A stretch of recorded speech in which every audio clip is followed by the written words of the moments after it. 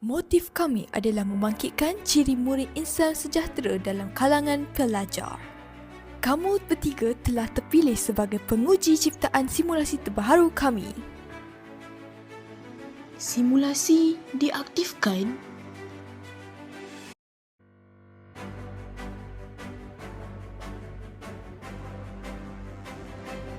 Di manakah kita?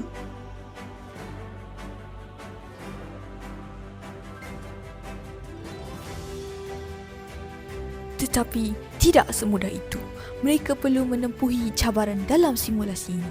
Cabaran apabila penduduk di situ dalam keadaan panik dan huru-hara dengan menggunakan ciri-ciri murid insan bersejahtera.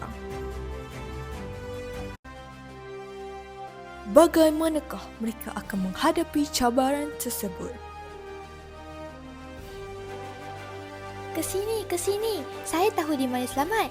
Ikut saya ke kawasan selamat sekarang. Berilmu.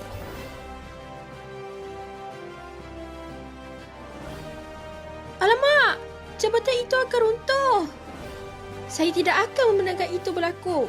Berkemahiran. Kau dah tewas. Menyerahkanlah sajalah. Agi hidup, Agi ngelaban. Selagi aku hidup, selagi itu aku akan melawan. Berdaya tahan. Kama, Siti. Konflik akan melanda mereka. Bagaimanakah mereka akan menghadapi cabaran tersebut?